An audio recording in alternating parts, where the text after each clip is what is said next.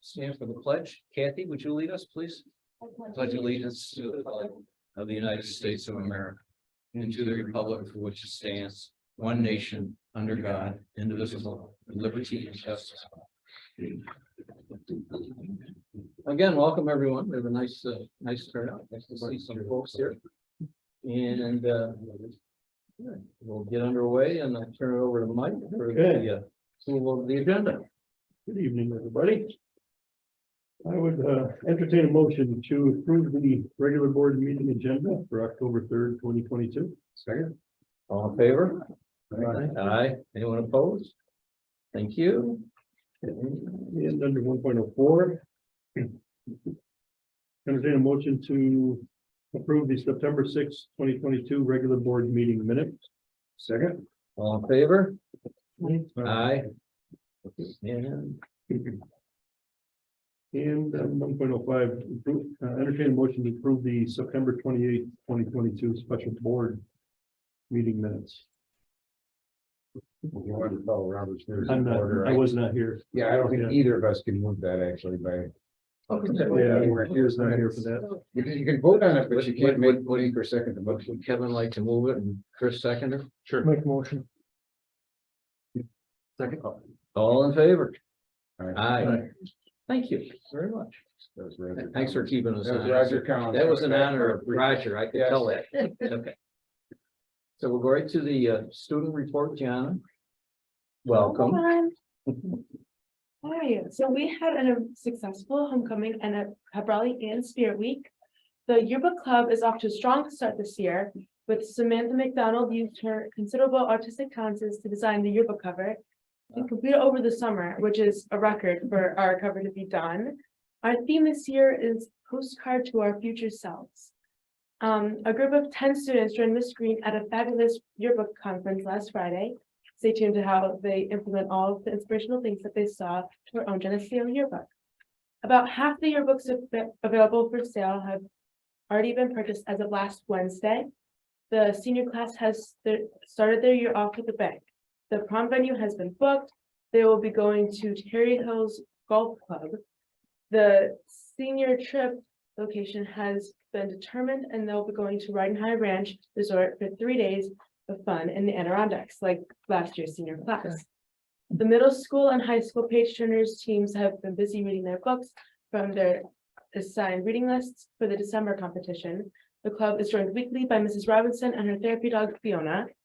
Our high school band will be performing as a pep band on October 14th at the varsity home football game for the first time ever. I'm really excited about it. Our Little Mermaid rehearsals are going very smoothly.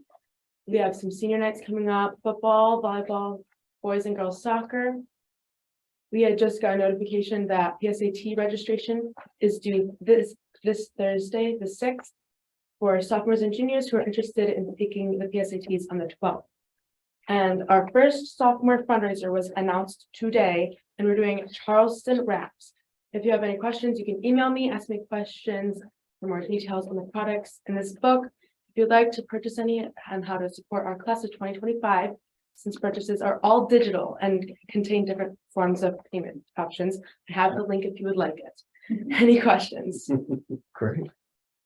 Thank you. Well done, Jamie. Thank you. Thank you. Thank you. Well done. Jamie.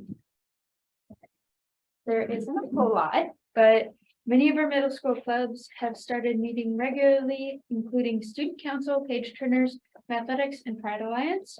We successfully had a homecoming pep rally and spirit week.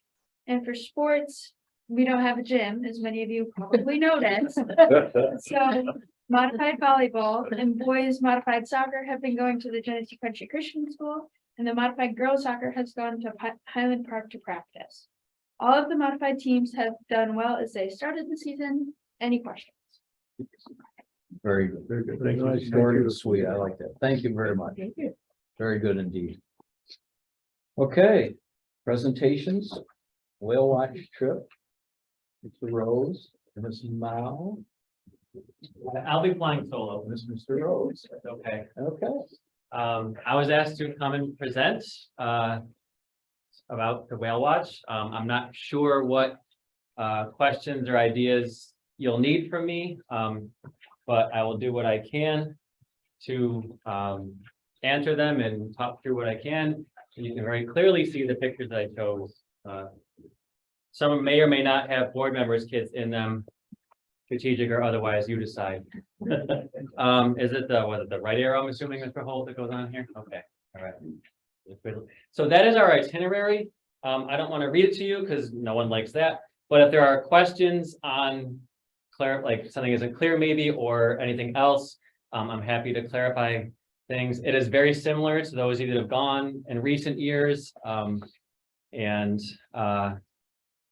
It is a full day, or full 3 days, I should say, without being, in my opinion, overly taxing, like we're busy, but not spent by noon kind of thing. So, and the highlight of the trip depends on the kid. For me, it's always being out in the ocean.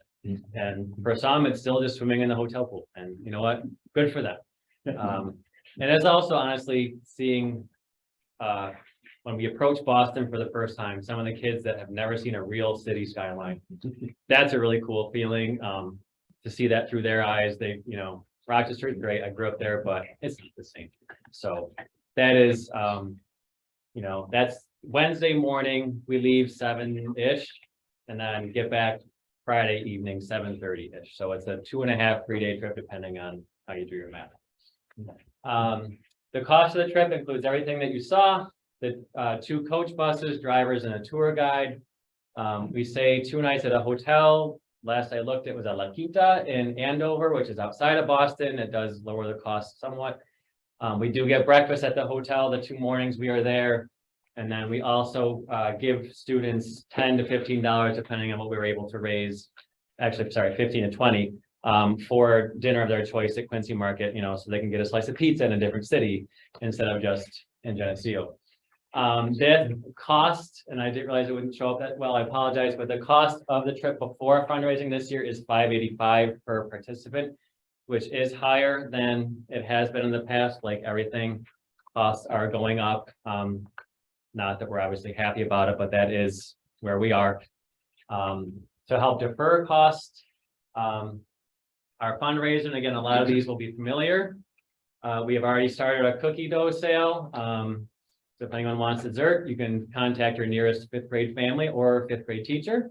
We'll be happy to help you out. We'll be doing bottle and can returns throughout the year. Rather than just doing 1 or 2 big pushes, we have an account set up at the new location. I forget the name, Quick Cash, right where the old hardware store was. And they have an account for us, so people can be dropping things off all year. We are hoping to get the whale of an auction going. That was something we probably could have done last year. It was just a little too late by the time the logistics were in place to pull it together, but we're hoping to do that this year. We've got 3 years worth of stuff ready to be shipped off to other families. There are Easter candy sale, which we do in conjunction with the elementary student council. We'll be back in swing this year, which they very generously give us usually about half of the proceeds for that. We can rely on donations from the PTSA and the GCEF. Mr. Salatel said that there is money available through the Coast donation that would be available to help families pay for the trip. Because we don't tell families that finances are not why they can't go. If they choose not to go, that's their family's choice. But at this age, they can't control the fundraising aspect. If it's a high school senior, they can probably do a little more independently to raise that money. A 10, 11-year-old can only do so much if they're at the, what their family is or is not willing to do or can do. So we don't ever want financial restraints to be the reason that kids can't experience this. So we do everything that we can to make this a trip that all students can participate in. And since I've been in 5th grade about 10 years, we typically have 8 to 10% of the class not choose to go for various reasons, their family reasons. And so if that holds true this year, we'd have about 50-ish kids on the trip. So that is a real whirlwind presentation of it. I don't, again, I'm not sure if you have questions or. The cans and bottles, we specify 5th grade Geneseo. Yeah, if we just say this is for the 5th grade whale watch, they'll, yep, I got you, and count them up for you and add it to our account. Yeah, they've been very helpful there. They're very positive, very willing to help raise money for organizations. Yeah. I didn't bring up the attachment. Was the timeframe was like mid-June, probably? The last full week of school. So I believe this year is June 14th to the 16th. If I had a calendar, I could nail it for sure, but I believe that's what it is this year. The last Wednesday, Thursday, Friday of the full week. What is nice about this presentation is it really does support the theme that we're seeing in school, is that we are getting back to somewhat of our Yeah. normal activities. We're seeing the excitement of our students. We're able to offer them these opportunities, and for someone who has gone on this trip as a chaperone, and I believe our two young ladies were our last class to go to the whale watch. Yeah. They were in that class. I think we can all vouch for what a great trip it is, and look forward to offering that to other students. Yeah, we just hope that the cost doesn't become insurmountable in years to come, but we can't control that. Perfect. Great. Bring back. Thank you. Okay, yeah, thank you. So if you did want, it's 9:04 is the whale watch trip, and it does need board approval because it is an overnight trip. If you want to- You want to do that now? So entertain a motion for approval of item 9.04, the Bear Watch trip for 2022. Second. Discussion. Pretty good with it. Okay, all in favor? Aye. Anyone opposed? Unanimous. Thank you for your time. Thank you, Appreciate it. Mr. Rose. Thank you for organizing. Have a good time. 3.02, Natalie and Reagan on composting. You're up. So these two young ladies have initiated a project, and they have absolutely followed all the right protocols. They have presented twice to myself and Mr. Van Ness, Mr. Salatel. Met with Mr. Davis to talk about logistics of this project. So they're here today to talk about their plan and to hopefully get approval to move forward with their initiatives. You're up. I'm Natalie Capel and this is Reagan Donegan. We're from the class of 2026 and we're here to present our proposal for composting food waste at Geneseo Central School. So we have been in the district since kindergarten, and we've also been Girl Scouts since kindergarten. So the Girl Scout Silver Award focuses on using knowledge, leadership, and teamwork to make the world a better place. We have both decided or come across that we are very passionate about helping our community, and composting is what we found. So it's going to help our school, become a lot better. So why compost food waste? Our generation has inherited a problem. We have inherited global warming and climate change. So it's time for us to step up and start making small changes that will snowball into helping the bigger picture. Composting is one of those things that will really help combat climate change. So in a landfill, when you put food waste in a landfill, it cuts off its access to oxygen, which when it decomposes, it releases methane, which is a greenhouse gas that has very negative effects on the environment. So composting that food waste allows it to get oxygen, and it decomposes and turns into really healthy soil that benefits the earth instead of negatively impacting it. So why should we do this why should we incorporate this in our school? So around 30 to 40% of Americans' food is thrown out and becomes waste. With around 900 students and 100 staff members each day consuming 1 to 2 meals 5 days a week, our school creates a lot of waste. So as you may have heard, before COVID, we had a composting system at our school.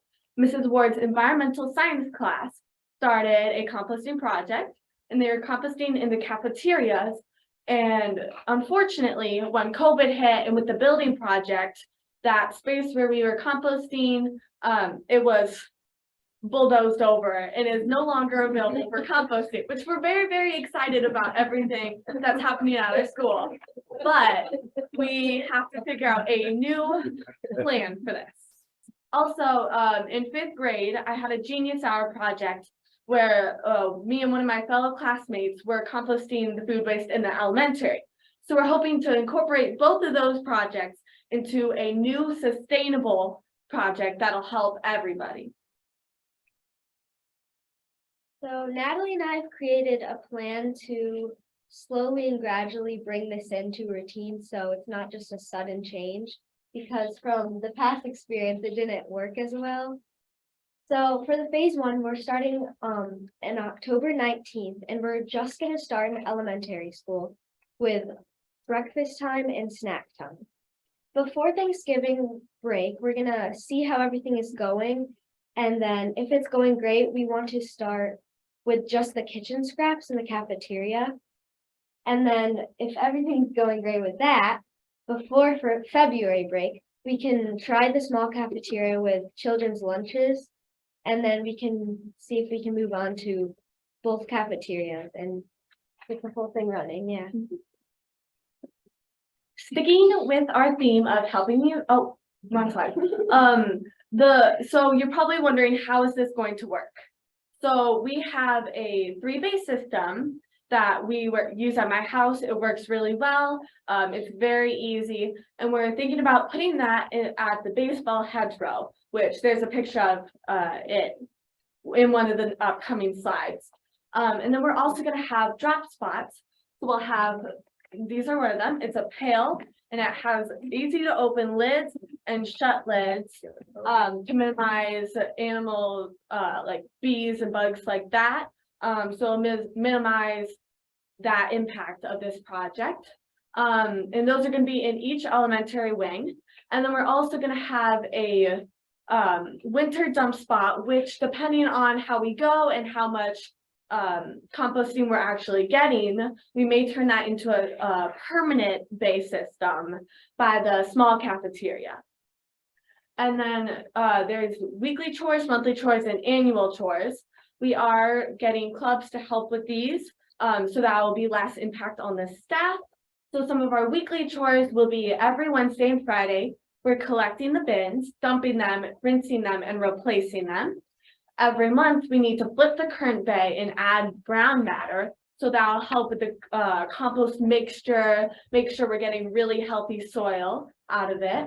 And then every year, or depending on how quickly we're filling up bays, we're gonna switch the dump bay and block off the previous, like where we were dumping before to contain it.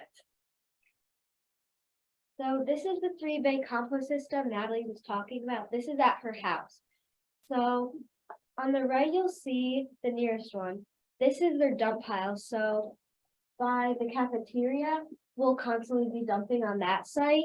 And then on the permanent site by the road, we'll just constantly be dumping the fresh food, the scraps, all of the grass, all that.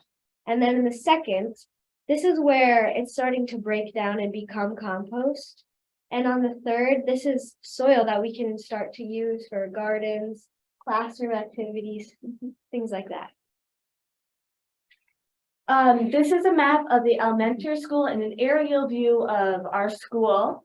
As you can see in the aerial view, we have highlighted the hedgerow. That's not the section of hedgerow we're going to put it on, but that is the hedgerow we're talking about. And then a little farther to the right, there's a really nice intersection point where it'll kind of be hidden from view, because one of the concerns was like the visual impact of this project. But it's far away from the classrooms, but it is still in close enough proximity that'll work really well as a dump site.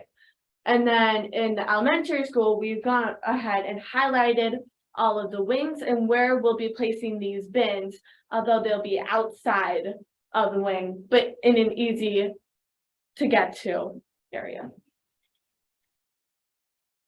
All right, so when we were talking about getting the students involved to lower the staff impact, we have come across lots of clubs that would be willing to help and would like to help. So we have Elementary Student Advisory, the Science Club, Lifesavers, Earthwise, Do-Gooders, NHS, and NJHS. Some of these clubs we haven't got a yes on, but some of them we have. And they can use that to teach their kids, and just incorporate that in their clubs. So we will be, once we get a affirmative from all of these clubs, and each one is gonna get 1 or 2 months where they take on the weekly and monthly compost chores. Just like Reagan said, to help with learning, to lower the impact on staff, and to make this a project that incorporates everyone at our school. We also are trying to minimize the cost of this project as much as possible. Sticking with our theme of helping the environment, we've found several repurposed materials that we'll be using, like pallets that are donated from Wegmans and Walmart. Those are what we're going to use to build our bay systems. And then the pails, it's really hard to see, but they're Tidy Cat litter pails. But they work really well, and they'll be really great to dump in. And then our families have both donated screws for us to build and everything like that. And then if we find out further along the road that this project, the cost is mounting, and we need additional support, that we've found potential grants and clubs who will be willing to donate to things like this, like the GCEF, the PTSA, and the Geneseo Garden Club. So these are just some pictures of what could be in the future if all goes well. We can incorporate this in elementary learning, even middle school, high school.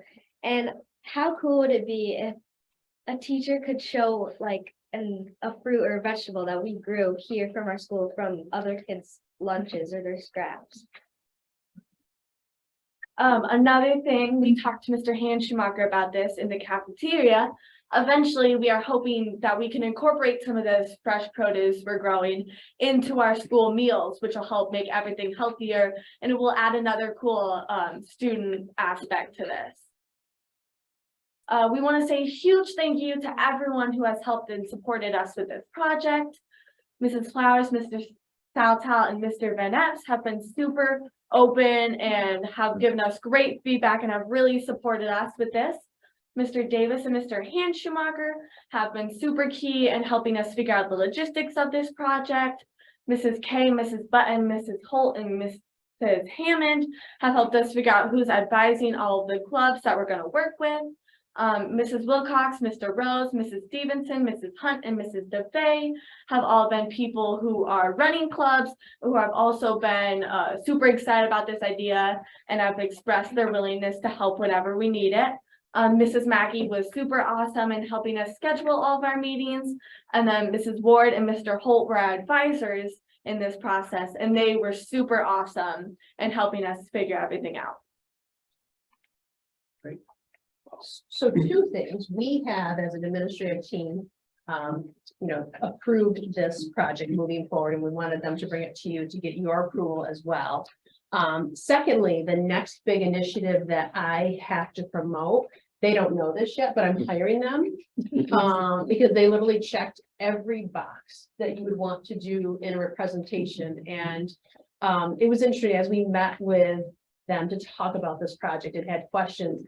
They had anticipated almost every question. And if they hadn't anticipated the question by the second meeting, they had answers, and they're great answers. So this is a big project. We've tried it before, and there were some issues.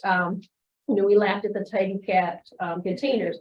One of the issues before was we had open pails, and so in the elementary we had fruit flies everywhere. And there was a little bit of a smell. I guess, some fruit leftovers can not smell so great. And, the girls have decided it's going to be outside. It's going to have a lid that clicks. And so, the other piece was that a project like this can lose momentum, and it's a lot of responsibility for 2 young people to take this on. They're like, oh no, we've got all these clubs. We're going to set up a schedule. So literally every question we had, they had an answer. Once they move forward, we're going to meet in a month to talk about what's going well, what do we need to change, and just really excited to see how they move forward with this project. In addition to the great idea, your presentation skills were perfect. Okay, you did very well. But also your project management, as you were going through all the project phases, all the neat little things there, you did a fantastic. What do you think, Gary? hire as a project manager. Yeah. Well done. Thank you. Thank you. Outstanding. Thank you. Agreed. Well done. Yeah. Perfect. Thank you. so much. Thank you. Thank you All right, so much. so you have the board's approval as well. Good luck, girl. Good luck. Great. Okay, This way. Madam Floor, administrative updates. Looks like we got the whole team here. So, Mr. Salatel. and before Oh. Mr. Salatel presents, just if you would like to stay for the presentation, you're more than welcome, but you're also free to go. I know you're all very busy, so you can, go ahead and head. I understand. Thank you. Thank you, nice job. Thank Great you. job. Unbelievable. The IT stuff. Yes,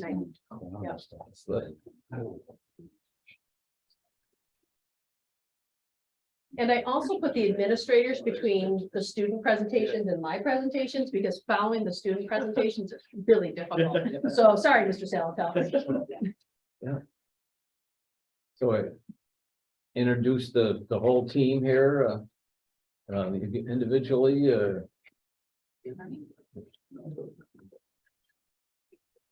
Mr. Salatel, Mr. Van Epps, Ms. Miller. Welcome.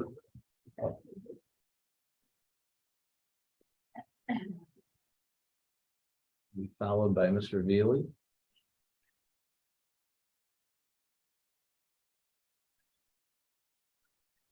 Right, thank you. So been asked to share a little bit about our assessment results from last spring. So we're going to share a little bit about 3 through 8 to start, and then we'll move into our region's assessments. So surprising that students wouldn't bring up that test scores are released and they have those results. Doesn't seem to be a student update that comes with the rest, but here to share a little bit about those. So just wanted to start with a little bit about accountability versus achievement. So this is an accountability measure New York State has set out. We are required to administer 3 through 8 assessments, ELA math, and then also science 4th and 8th grade. Well, last year that has changed. And just think that's an important piece because it is one piece of information that we use when making choices.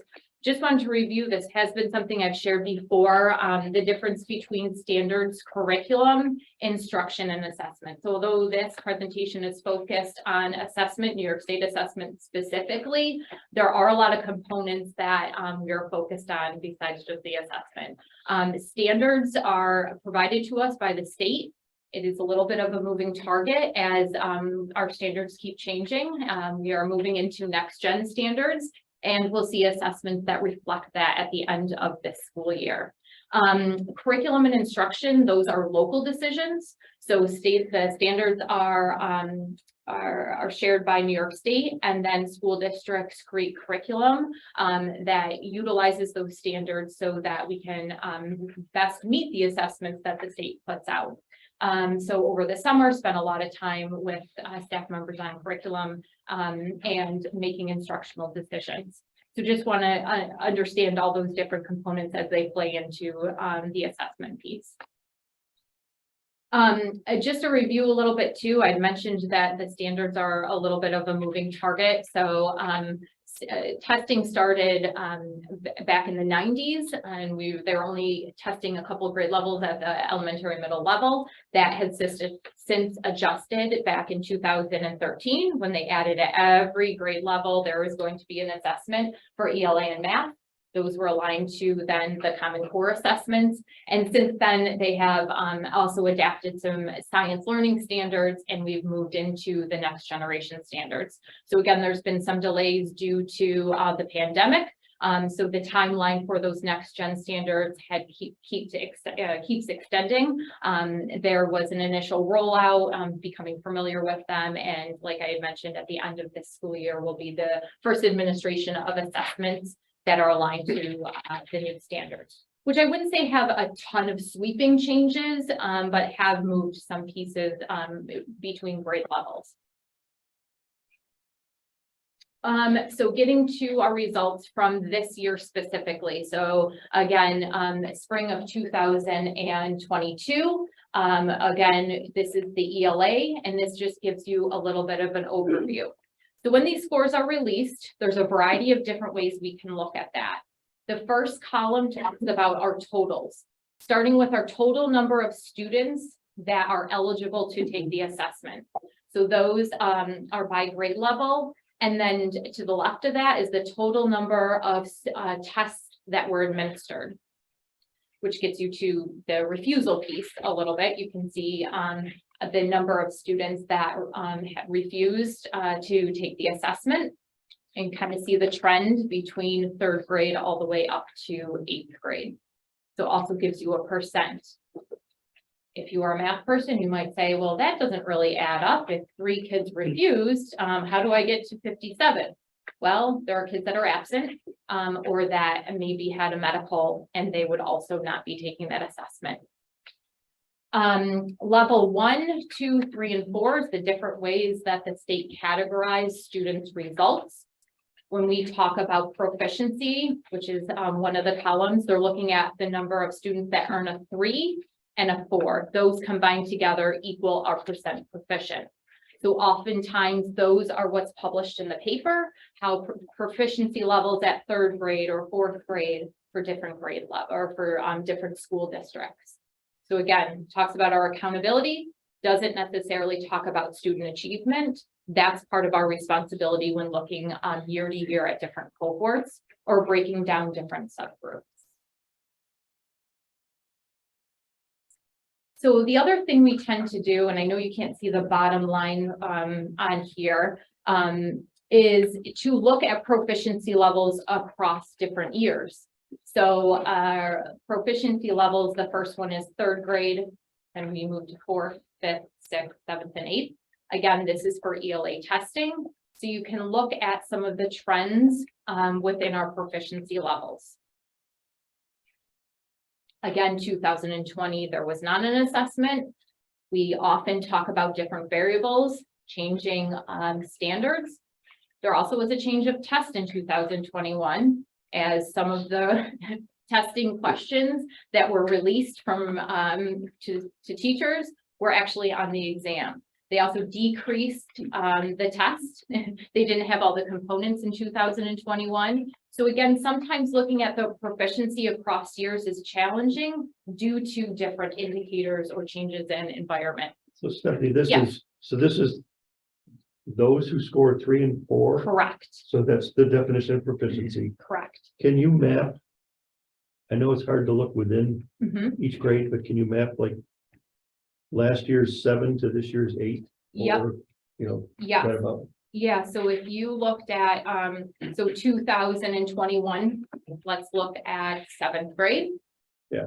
Okay, and then you went to 2022. And you looked at the green, so you're looking at the yellow versus the green. Yeah. Yep, so one of the questions might be, okay, what happened here? Let's look at refusals, who didn't take the exam. Let's look at, 2021, that test was different.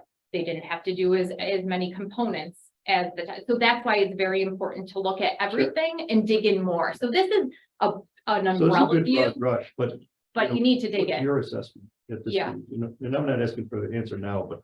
Yeah, and we're going to talk a little bit about that at the end, kind of where we've been with reviewing and some steps we've taken. And I'd like to mention too, when you do pinpoint a couple things, that it takes time, Yeah. right? And then it is also hard to say, oh, okay, was the, There's a lot of variables, I get it. Yes. You know, it's- but it doesn't mean there aren't some things that we pinpoint that we can do better. Yep. So again, one piece of information to help us be a little better. So moving to math, again, same chart, only with our math performance. Again, grade 3 through 8, looking again only at spring 2022. You can see this again, the students that were eligible, which is the same amount of students that were eligible for our ELA. You can see the total number that are tested. And then our percent of those tested, how they performed level 1, level 2, level 3, and level 4. Again, looking at using proficiency as a barometer about some of our work. Again, refusals going up a little bit more in math.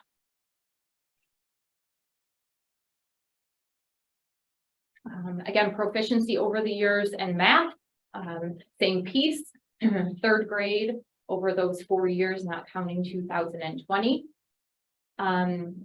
Some spikes. So one of the things I do want to mention about 8th grade is that a lot of our 8th graders, not a lot, but a decent amount of our 8th graders take the Algebra Regents exam, and it's not required that those students sit, and most, I don't think, sign up to sit for 2 assessments, 8th grade math and Regents. So you look at that data in addition to refusals, your population has decreased for the amount of students taking that exam. Did want to include our science from this year as well. As I mentioned in an earlier slide, our science standard or our science exams will be changing. It will above to 5th grade.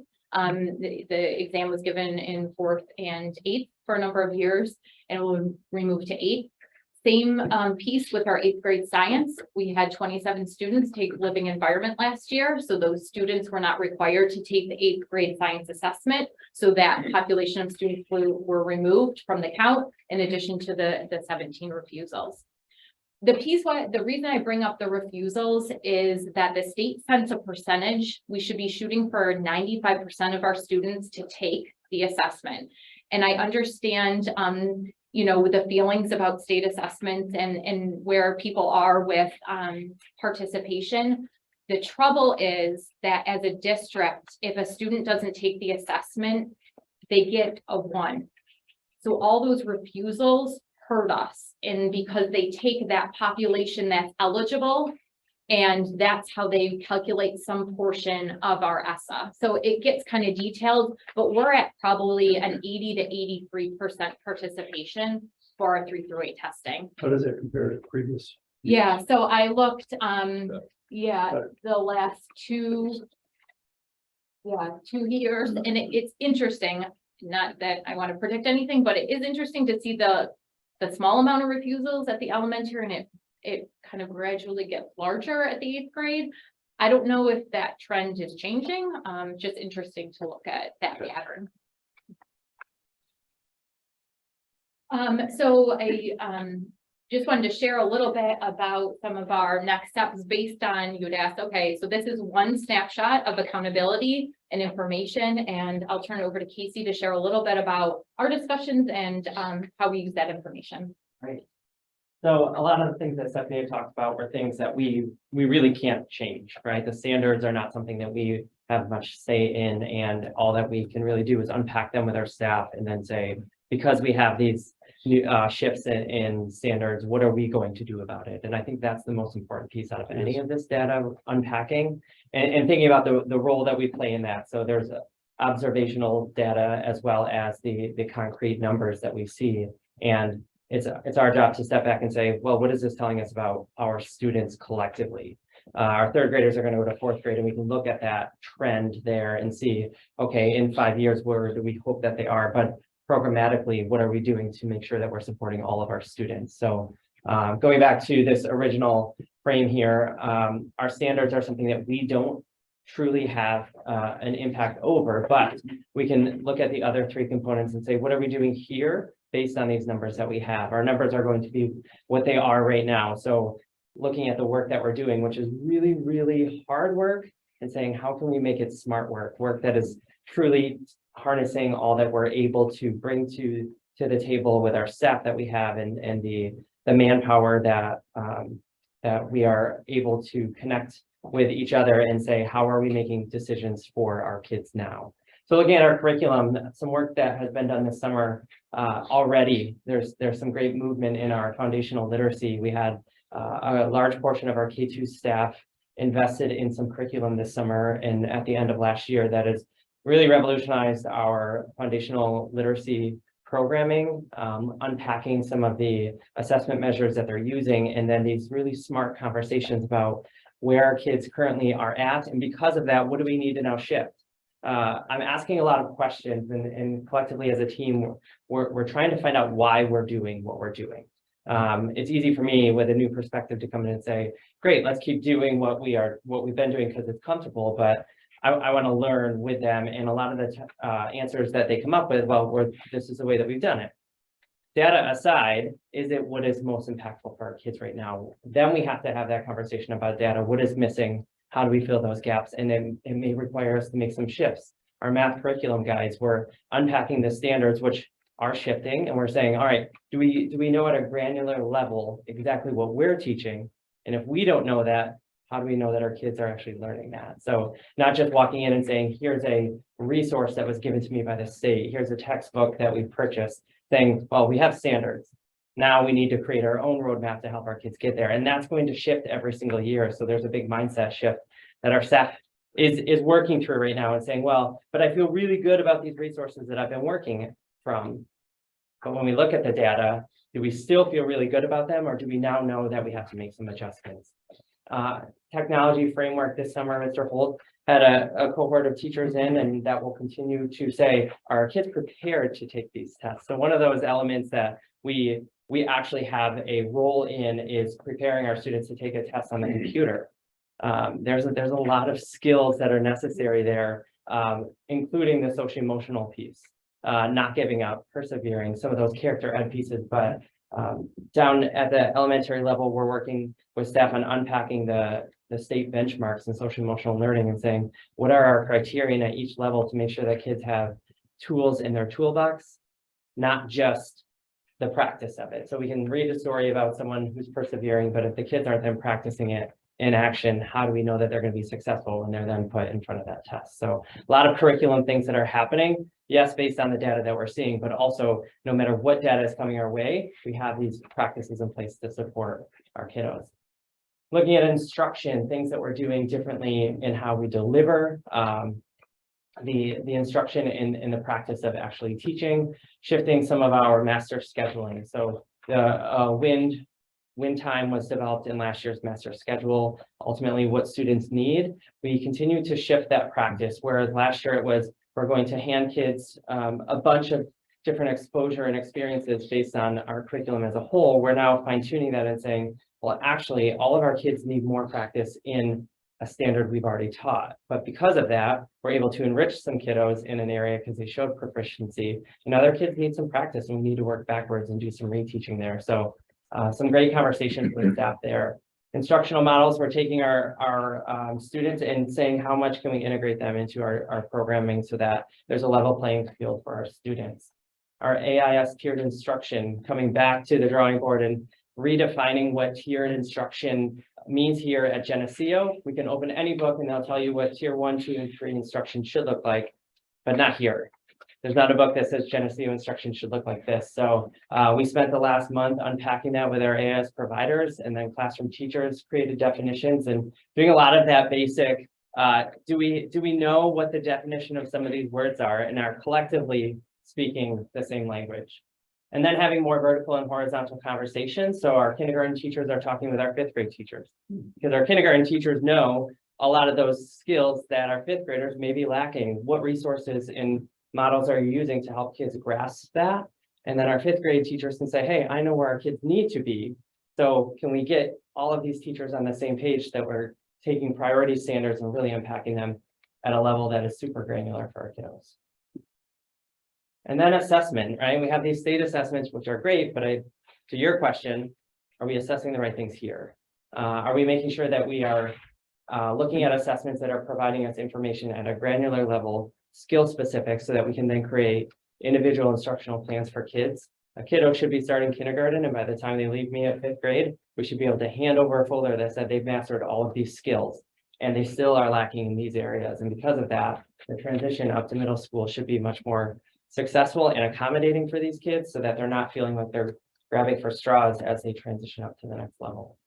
Skill-based local assessment measures, looking at our assessments and saying, these are great assessments that we can get from the state, but these aren't giving us information to help drive our instruction. So how are we creating small granular probes that are routinely assessing kiddos along the way for our good, not necessarily just for kids. Those state assessments, if we don't look at them in relation to how we're teaching, I kind of see them as useless.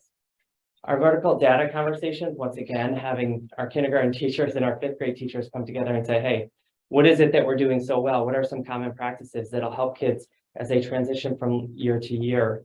And how are we then assessing for those along the way? And data informed decision making, this comes back to making sure that we prioritize conversations and then refine and reflect and review consistently. So a lot of work is happening in just a short amount of time, but it's because of that data that we're getting. And I'm pumped for the staff that we have at the elementary building right now who's all in for this. They're like, when can we meet more and talk about this? It's a lot of work and it's a mindset shift for sure, but at the end of the day, they see how it's impacting kids already, and they're super pumped for that. Good job. That's great. Thanks. Awesome work here. Thank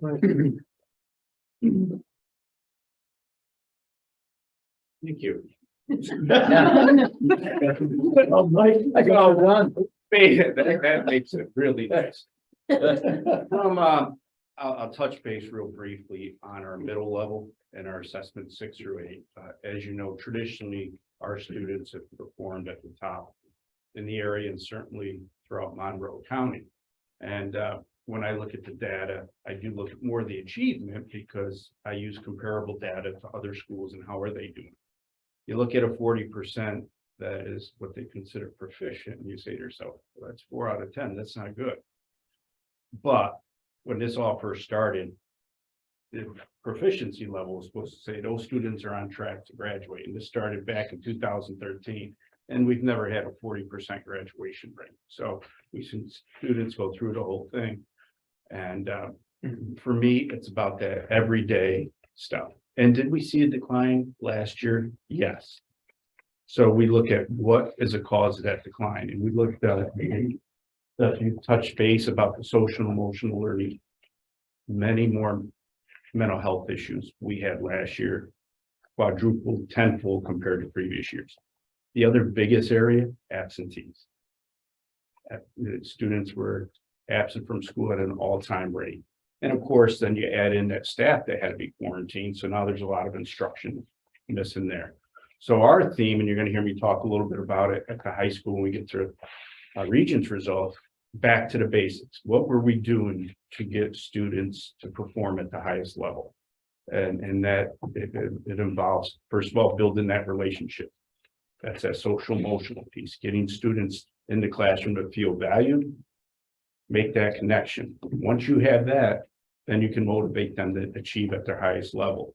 Because then we start talking about rigor. Do we have the appropriate amount of rigor in that classroom to meet the state standards? And then are we making learning relevant? Is it exciting for students? And that philosophy we try to carry through to high school as well. You're the expert. That's what I tell teachers in that classroom. Develop that rigor, make learning relevant. And if you do that on top of building that relationship first, students will get back to being successful. And so we're back to basics. We meet every Monday, the counseling team, we review absences, we review tardies, we send letters, we make phone calls. When students are struggling socially, emotionally, we get them some counseling services that they may need, because it's hard for a student to focus academically if there's so much other things going on in their life that they're struggling. So that's our focus, is really getting back to where we were. What did we do well? What have we lost due to the pandemic? And basically, for lack of better words, as we all know, expectations started to dwindle, not only in society and school as well. So now how do we get back to that? So we'll talk about AP first. Any questions? Oh, yeah. Okay. So you talked about accountability. I like to talk about achievement. How have our students really performed? And these are the results of our AP exams last year. And quite frankly, going into the AP exams, I think if you were to ask all of our teachers, they were a little nervous because, again, it's been a while. Students had significant gaps in their instruction throughout the last 3-4 years. And what I'm most impressed with, 9 out of 11 of our AP exams, if you look at it, for the mean score, were well above New York State average and well above national average, which is pretty impressive because we also have a lot of students taking it, considering our school population as a whole. Then you go over to the right-hand side, 3 or higher, and that's a standard that students usually, hopefully get credit for when they go on to higher education. And to see we're 72%, 66, 92, 93% almost there. AP Lit, that means their first year of college, that's an English course that they have out of their way. So it's very important not only to have your mean score high, but to get that 3 or higher, because that saves a ton of money. I'm sure many of you have had students in college and you're basically going in as a sophomore now. Well, what does that equate to? $40,000, $50,000 in savings, because you don't have to pay for a whole year if you can graduate in 3 years. So that's important to remember. We look at both the mean score and what I like to shoot for. Again, I look at the hard data and say, how do we compare to others? Because we all know testing is everything but standard. Because you don't know who developed that test, what were they looking at? And so if we're performing at a higher level than schools across the state and nationally, then that rigor, that relationship piece must be in place and make them learn and relevant. Questions as it relates to AP results? It's good. Well done. Thanks. Thank you. Now, math department. This was obviously a very difficult year. There are some strange things that I'll summarize at the end going into the Regents exams this year. But what do I look at? Now they switched everything. Now it's L1, L2, L3, L4, L5. What I really look at are the last 2 columns. Mastery and passing. So that's 3 through 5. And the mastery is that 4 or 5. So what are the rank on the side? That's what I rank. That's where we ranked in our region. Okay. So for example, algebra 1, we ranked 8th. A little bit lower rank than we've had in the past. But look what our mastery rate is, 3rd. So that tells me the rigor is there. If we're one of the top 3 schools in mastery rate, then that teacher. How many are in our region? This one, yeah, 21, I think, was part of this one, because 22, but you count Wyoming, I don't. Yeah, Wyoming doesn't count for high school. Right. So I was right. 20-ish. Right. Yeah, it is. Yes, Mike was right. That's all I want to hear. Yeah. So, algebra 2, again, we may rank 7th. But look at that mastery 2nd. Yeah. And then geometry 1st. So that's pretty impressive. So that tells me our rigor's there. And again, at the end, I'm going to summarize a little bit. Why do you think our passing rate wasn't where it usually is? And we're hoping to get back there. Science department. If you look at our earth science, look at past years, our earth science was always in the 90s, right? So if you look at that, just at the data and say, wow, what happened? 77%. We must have really had a bad year. Was it really a bad year if we're 3rd in mastery and 8th regionally? It was a bad test is what I call that, because all the schools in the region, I'm sure Mrs. Fall has heard that at the superintendent's level. Earth science across the board, test scores were real low. So that's why I don't get caught up on the 77%. I want to see how do we rank compared to other schools, because that's a better standard. Because you could have a bad test. Living environment, 94%. We're right up there. Chemistry, 8th and 2nd in mastery. Physics, 8th and 9th. But you want to know what the most impressive part of physics? Go all the way to the left, number of tests. We have 30 students in a school this size that took physics last year. Most schools, some under 10, most schools 10 to 15, and we're a small class size to bear a lot of them. So you may look at 8th and 9th and say, ooh, that's, because we're usually 1, 2, but to have 30 students, that means a lot of students challenge themselves. Because as you get into physics, that's the higher end science, and it's not suited for everybody, but a lot of students are challenging themselves. So that's actually a very impressive number. And when I looked at the data, and this is something they just started adding was number of students, because it could be deceiving. Because some schools will say, yeah, we had 100% algebra passing or mastery, but there were only 2 kids that took the exam. That was Wyoming, but that's something we really got to look at when we look at it, the numbers, the results, and look at everything as a whole. Exam, as we all know, social studies, US history is canceled at the last second, so we do not have any data related to that. This is one area Casey talked about looking at what we need to do different. We got caught off guard a little. It was a different test. And what we realize is this test was much heavier in writing than previous years. So we've already started having those discussions, not just about writing in global. Now we've looked at writing more in English, writing more in other subject matters to get us where we develop those skills. As bad as and it's not bad. 13 is not bad. Don't get me wrong with that. But I also got to go back and say, look at the mastery rate, 3rd. So for the most part, the content's there. That tells me it was a skill of writing that we need to improve on. And I think if you ask any educator this day and age, that is a real weakness. I've taught this to college professors. And Mike, maybe you hear this at SUNY, the level of writing has just plummeted. And so we really are looking at that. Not in your classes. That's math, right? But no, we have to really start to look at that. But for the most part, again, I look at that mastery rate. That's a real plus in that area. ELA. Earlier, we talked about cohorts. I can't remember who asked, can you track over the years? 5th is very, very, very nicely done on our part, because that's the biggest, and the teachers all the way up through, because that's only one cumulative exam you get one shot at. And we know through the last few years, that's a junior class. How many regents have they taken prior to this year? Right. That's a very large class for us, traditionally not our most highest achieving group. So to get that type of ranking for us was a pleasant surprise for me, even though, you may say 5th, that was a very pleasant surprise to me personally when I looked at the data, and I know our staff as well. And I also know our English department, they're not satisfied with that. So they're still having conversations and saying, how can we get better? And that's our staff as a whole, and that's what's most impressive, that they really do strive to be that 1st, 2nd, 3rd, because it's important to them that their students achieve at the highest level.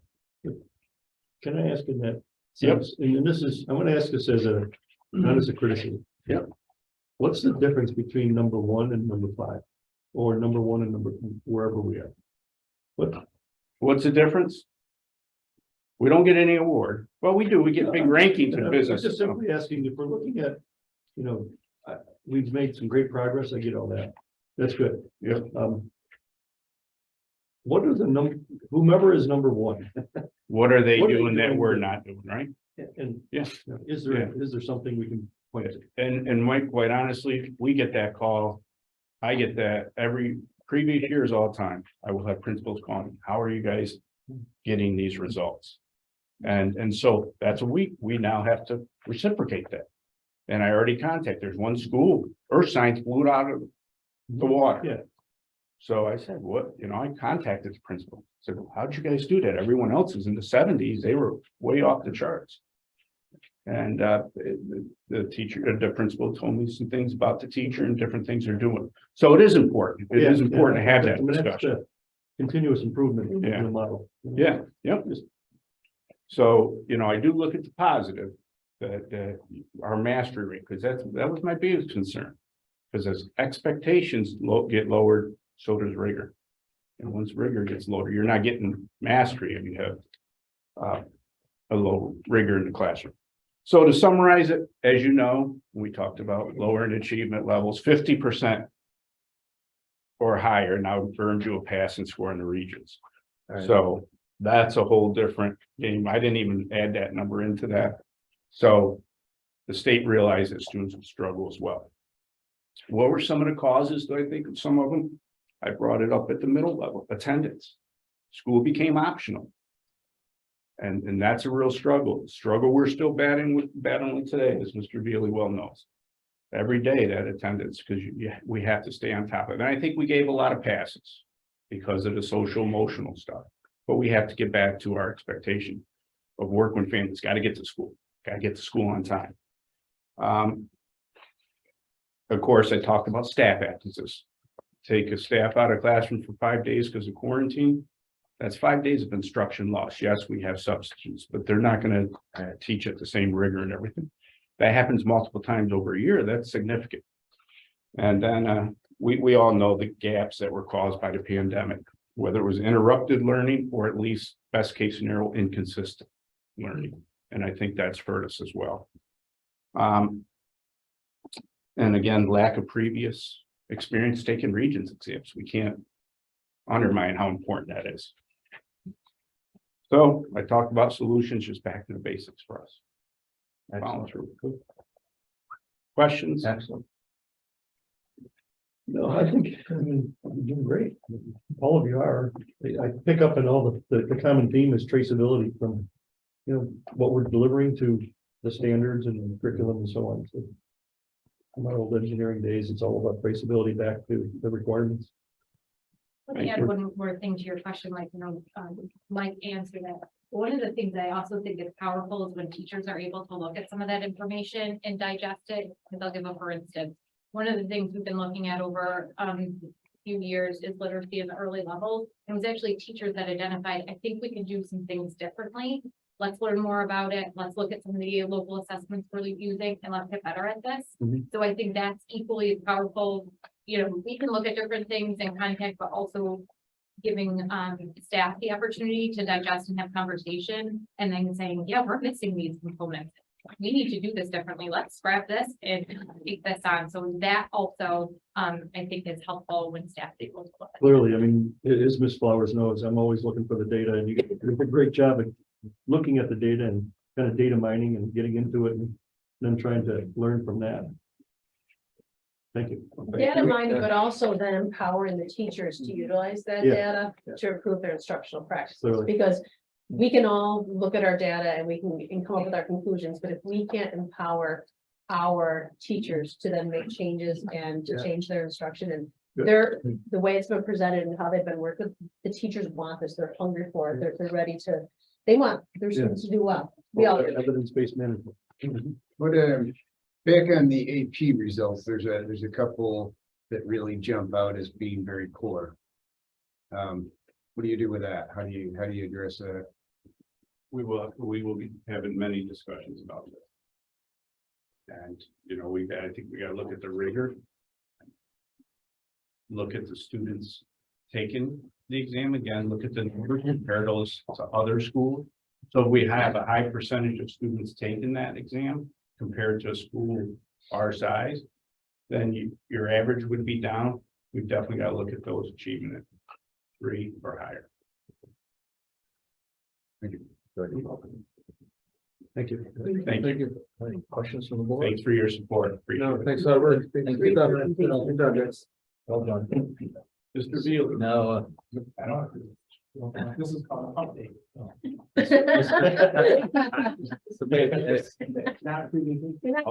I'll go with Dr. okay, Mr. Veely. Good luck at the game. So a couple things, Mike spoke to a lot of things that we're really working on. Obviously, attendance is huge. Continue to work with those students that seem to come late to school, are tardy to school. So, from an AP role, that's a lot of our work, which is getting these kids back in the classroom. Obviously, our expectations, like gave a good presentation opening day to our students about expectations and, really trying to emphasize those things with our students to help improve their social emotional learning and work on their behavior while at school as well. So we're trying to do some restorative pieces as well as we meet those students and bring them back in if there is issues or discipline. So we're trying to connect all those pieces as we do that. So a lot of those things are going on. A couple things athletically wise, today was our first day of opening the pool back up to the community in the mornings. So that's back up and running from 6:15 to 7:30. We have some, 4 or 5 lifeguards. I think you'll see some of them on there get approved tonight as well. So that's good.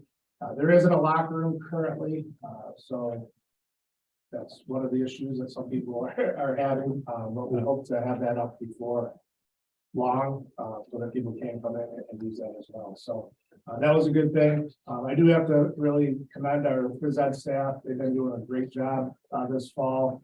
Our elementary, if you've been in the school at all, it's like a jungle gym sometimes, but they're right outside the cafeteria, that foyer. Devin and Stephanie McBride, our new elementary PE teacher, have tons of enthusiasm. The kids are learning, they're playing music and everything else down there. So it's really great to see the enthusiasm and the kids learning in that space. And you don't have that gym. And our high school and middle school staff have been great. They've been going out on the turf as much as they possibly can. Utilize that. So we did get a tent for them. So on rainy days, they can go out underneath the tent. There's some can jam or different things like that to stay active. We've been using the weight room a little bit in between classes as well. So I do have to commend them for all the they've been doing and just being very flexible and making everything work. So hopefully We're gonna be champions at cornhole, I believe. yeah, I probably should sign up for sure. The volleyball staff, coaching staff, I do have to thank the staff, the parents, the student athletes. It's been a long fall, kind of just making things happen. I have to thank Matt Morris as well for letting us use their gym pretty much every day that we have practice. We're able to bus the students over there, so we have a good 2-hour practice over there. The Country Christian School has been great to work with as well. Our modified youth are going there and utilizing that. The college, we've done the best we can to work out with the college as far as some dates down there to play. Avon has been gracious too. I've been able to flip some games and put them over there in Avon just so that like today we're supposed to have a home game versus Haverling. Instead of us having to go all the way to Haverling, we're able to just go 15 minutes over the road to Avon and play and still have a home game. So they've been great. Hopefully we'll get things finished up there. Jay in the transportation department, he's been great. We have buses going out all over the place and he's been very flexible. We've basically get a bus at any time we needed it to at any time. So the staff's been great as far as doing those kinds of things. Winter coaches, you'll see those on the board agenda tonight. We are still looking for our varsity swim coach and assistant swim coach and things like that. So that's the one area that we're still looking for coaches. We did just post it last week again. In the Patty Saver as well, so we'll get some interest there. The other thing is Mrs. Flowers will probably talk about the conference day a little bit maybe. But our Dina McIntyre has kind of taken over the wellness a little bit, wellness committee and kind of running with that. And they've got a lot of things planned throughout the school year for staff to really work on health and wellness for our staff, as well as a lot of families going into the conference day to do some things with our staff for that. So she's kind of taking the ball with that and has done a great job. So that's a lot of things going on. And I just want to thank everybody. People have been pretty patient with our changes. Obviously we have the turf field, but there's still things being worked on and trying to figure it out, and people have been patient, cooperative with us to be able to play down. Greg, are there conditioning clinics coming up for the winter and other sports as well? Yes. Yep. Great. Yeah, Dave Wolcott he's our baby baseball coach.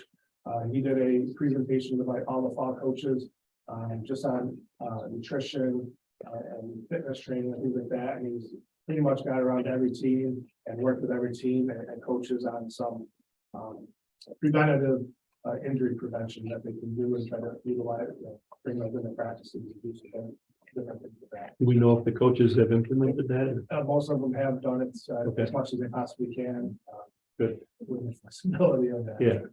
Some have done better, I think, there's many than others, but they've all been trained and tried to do that. Thanks. Thank you, Mr. Veely. We appreciate your hard work. It has not been easy. We'll get there. It does not go unnoticed. Thank you. Okay, you ready for superintendent's report? We are. Just really, I'm sure you noticed by the presentation, a lot of work has taken place in a very short time. And just really want to thank and commend our entire staff. As Mr. Peely said, if you want some entertainment and see some enthusiastic teachers and students having a blast, come into our auditorium foyer and watch our elementary PE. I jokingly said to someone today, I don't need to do either one of their observations formally this year because I walk by it 2 or 3 times a day. Everyone has been extremely flexible and just want to thank everyone for those being flexible and accommodating as we grow with our construction project. So as you know, last Friday, on September 23rd, we did have a significant incident, and just very excited to report that Julian is home and recovering. Mr. Salatel is staying in constant contact with Julian's mom, and we are ready, willing, and I'm excited to have him back when he's able to be, and just working with whatever his physicians recommend for us. When we do have an incident like this, we initiate what's called our TIG, our Trauma, Illness, and Grief Group. And this is a region group that we participate in through BOCES. And obviously, the York Pavilion football team was here when that medical incident did take place. And that night, and Craig and Mr. Salatel can certainly attest to the fact that their coaches, their students, everyone on their behalf, did everything they could to help us out. But then on the weekend, Mr. Filetti, the superintendent from York, reached out and said, what can we do? And I said, I think we're okay. And he said, well, I'm bringing snacks. And he drives a little Honda car. And I don't know how he drove. I mean, I think he had a space this big because there was cases of water. I don't know how many dozens of donuts, bagels, all the accessories, coffee. I mean, it just very thoughtful. And our staff and students really appreciated that. And just, it's one thing to have this system of support when we need it. It's another thing when you have neighboring school districts who are going to step up and just do those extra special touches to help you through a serious incident. And so thank you to York Central School. They're a great neighbor. And when we have the Valley Ball again, we'll have to beat them up. Right. Was it Avon who put the 34 on there? Yeah. It's classic. So anytime that we do have any sort of incident, we also reflect on what current safety measures we have in place. So what I really wanted to share with you is what specifically do we have for our athletic events. And so at every home event, we do have our athletic trainer from the University of Rochester at our home events. Our coaches are trained in CPR, first aid, and AED.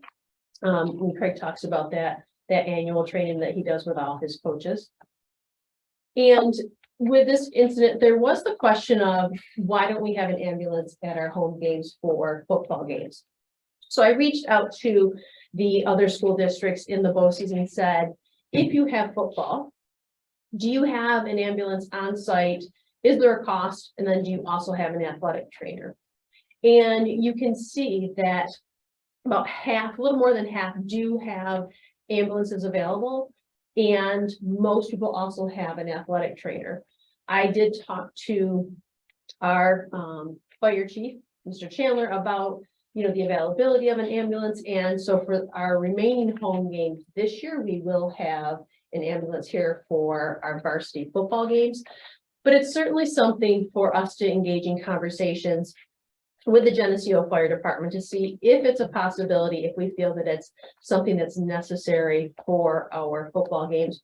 And if they are unable to do it, do we look to do what a couple of the other school districts have done, which is to contract privately with an ambulance. So for this year, we do have that piece covered, but certainly something to make a decision on as we look forward to for our fall football season. Just trying to also provide updates on where we are with our strategic planning. As you know, we do have our draft goals.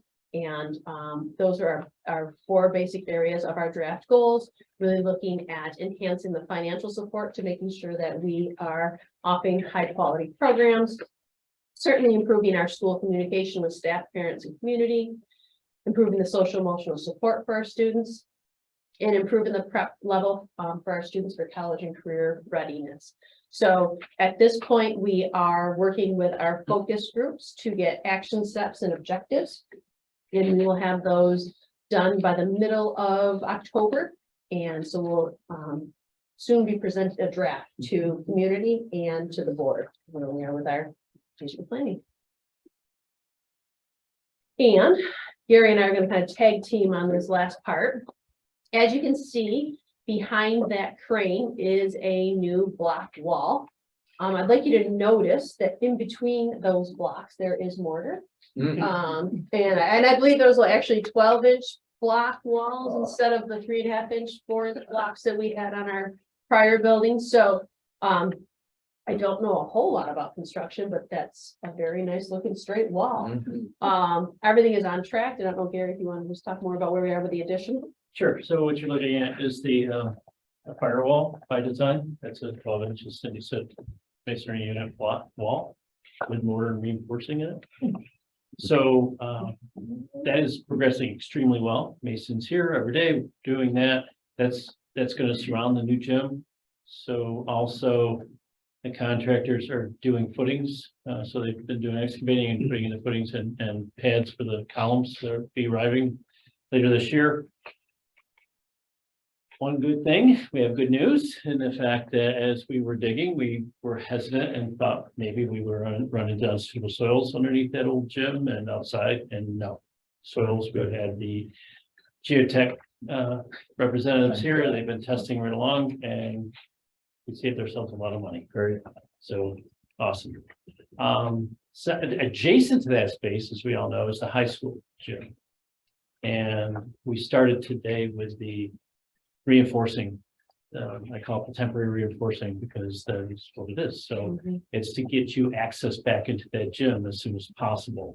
The goal is by the third week of October to have that available for use. There'll be some ancillary work that has to happen after that, but at least you'll should have beneficial use. There were two crews here today from Steel Tech working on that reinforcing, so that's encouraging. So there's strong bodies at it. I think Cindy may have. Yep. Yeah. So does you have any other pictures? No. Okay. All right. So they put the temporary protection down the floor. They've got their lifts in there and they're going to work. So today was the first day. So it was positive. The one thing that we do need to be mindful of with the large gym is that once those steel plates go up, we will paint the entire gym. So I just need everyone to know that at least initially, we'll talk to them with the art department, but initially the devil face will be covered with paint, but we needed to make sure that the steel gauge reinforcement is up and painting it is it would look very unsightly if we didn't paint it. So we ask for the community's support and understanding as we get through this. The goal is to get you in there When is the first basketball game? as soon as possible. Yeah, to November. Okay. We can't practice, so obviously we have to get you in there to practice, so. Everybody's working toward that. And then tonight we will be accepting bids to move forward with the fine arts component of the project. So in general terms, renovating the band and choral rooms, new sound and lighting in the auditorium. And this work will start June of 2023. So we just opened bids on that recently, and we had good results this time around, and it went well. We had good bidders, we had good numbers. The opportunity is to award 2 of the 3 alternates, and they're good contractors. We're getting basically the same ones we have in the first phase. We've got Capital Schmidt back, we've got C General back, so that's all good. That work was bid now, as Cindy just said. The work doesn't really start till June, but some of these materials, for instance, theatrical lighting has 40 weeks lead time on it. So we had to bid it now to get it here in time for next May and June. right now, it hasn't changed. The lead times on materials just is crazy. So recognizing that we want it done for next summer, we had to get it now, get it done. And it locks in pricing too. So avoid price increases. And one other thing is the fence. Should I talk about that? Yep, yep. Please. So I have so we're working, so the district has requested I'm gonna call it a temporary, semi-permanent fence. We're gonna put a fence up along the access road as the elevation changes and get down to the north end of the field. So as to slow down people from wanting to go down that grassy slope. So we're gonna put a fence up, and I say it's semi-temporary because there are other considerations to recognize if in the future you want to do something different, that fence may have to come out again. If you want to do something with that slope that's there. So it'll be there to detract people from wanting to go down that slope. And that is that we have given the scope of work to the site contractor and asked for pricing. Just we're waiting for that. We should hear that this week. So you'll be seeing a change order coming through for that work and get it done as soon as possible. Yeah, that's urgent, just as urgent as the high school gym is. Any questions? And still waiting for SED approval on the Oh my energy gosh. performance contract. It's Oh my gosh. an example of frustration. I don't know why it's. I mean, right? Back to the fence, is it gonna run the whole length? Yes. Okay. Essentially from the guardrail down to the access road that goes down, that steep road that goes down to the handicap parking. Right. Are steps not part of the steps next to? So the steps originally were part of the plan. When we ran into our bidding issues, we had to pull the steps out so that we could save money for the auditorium piece. So we are looking at not accepting one of the alternates for the band and choral, changing the bathrooms outside of the cafeteria. We're going to be renovated. We're not going to renovate those to look to see if we can do something different to have better access to the field, because watching what we've seen this fall, if that blacktop gets wet, or we know soon, hate to say it, we'll have snow flying. If there was that wet, sloppy snow on that access, it could make it very slippery. So we are looking at alternate methods to get down to the field.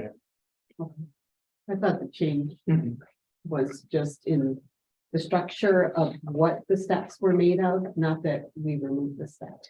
No, we removed the steps, we removed the netting. I mean, there were lots of painful value engineering things that we took out of that initial project so that we could have the money to move forward with being able to bid the auditorium for our own band rooms. So if we can, maybe for the next finance meeting, have a project status, see where we are relative to budget. Sure. And we can address any of those other things. Absolutely. Okay, Any other questions for you? Thanks, Gary. sure. Thanks. Thank you. And then, as Mr. Beely said, we do have our superintendent's conference day this Friday. And in the morning is our civilian response to active shooter events. And we have had this training prior, it's been a few years. I'm gonna say 6 to 8 years when we last had this training. And it's a heavy, intense training. Obviously, you're talking about a very serious situation, but the last time we did have it, the staff was very supportive. They felt like it really did help them prepare and think about things differently. So with that being in mind, the afternoon, as Mr. Beely said, is going to be focused on wellness. And we had really hoped that we were going to have beautiful weather. We have a couple of food trucks coming, so that with the amount of new staff that we have, we were hoping that everyone stays here on campus for lunch. Thinking of just doing during lunch some typical tailgating type games, doing some cornhole, doing some can jam. We're gonna have to move that inside because, again, if you've seen the weather, I think it's 50, high winds and rain is what they're calling for on Friday. But really trying to help our new staff feel a part of our school and really help some of our more seasoned staff get to know our new staff members. We do have a lot of new staff members. We want to make sure that they feel included. So really focusing on safety and relationships. This Friday. Excuse me. Any questions? Questions for the superintendent? Yeah, I have one. You'd mentioned in that. Up there in regards when you're checking the BOCES for ambulances and stuff like that, and you thought maybe, I think if I heard you correctly, you thought maybe that a possibility would be to hire one. That is absolutely something that we can look to for next year, yes. You're gonna have to look at, make sure that the ambulance, according to New York State Department of Health regulations. No ambulance can just go out and hire, they have to have a certificate of operating authority to be in this jurisdiction. There's currently only two, it's Geneseo Ambulance for Livingston County. They're the only ones that hold a certificate of operation for the township or village of Geneseo. So you can't just hire an ambulance unless they have the proper paperwork to be there. Just an FYI, so you don't get caught short somewhere along the line and think you got someone, and then there becomes some liability and legal issues without proper operating certificate. So you may want to approach Karen Dewar, the emergency medical director for the county ambulance system, and work with Andrew to rectify the next year's ambulance standby. Absolutely. And, I think, first and foremost, it really is incumbent upon us as board and the district. Do we feel that that's the next step, that we will have an ambulance at all games? And if that is, I will absolutely look into those options.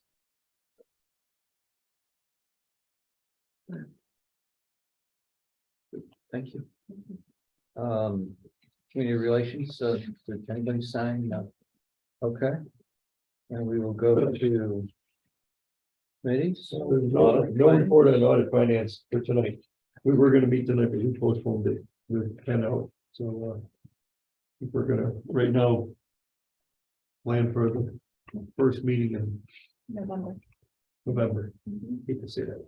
November, right? Yeah. Okay, thank you. Policy did not meet tonight. We're going to meet 2 weeks from tonight. And we have a second read on a bunch of policies that we presented last time, all required policies. GCEF, Nothing. that's something new. And well, that leads us right into personnel. Under personnel, I'd like to entertain a consent motion for items 8.02 through 8.20. Second. Are there questions on any of those items?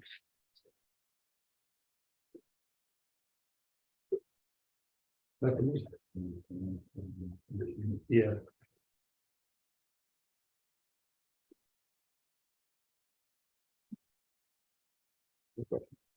Okay, everybody good? Okay, all in favor of that motion, say aye. Aye. Anyone opposed? Yes, unanimous, thank you. Hey, under new business, let's see here, we gotta entertain the consent motion for items 9.02, 9.03, 9.05 through 9.10. Second. Questions on those?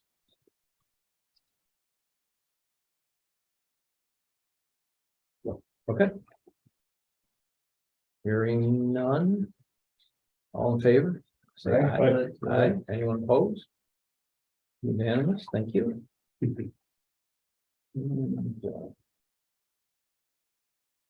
brings us to what? Business office.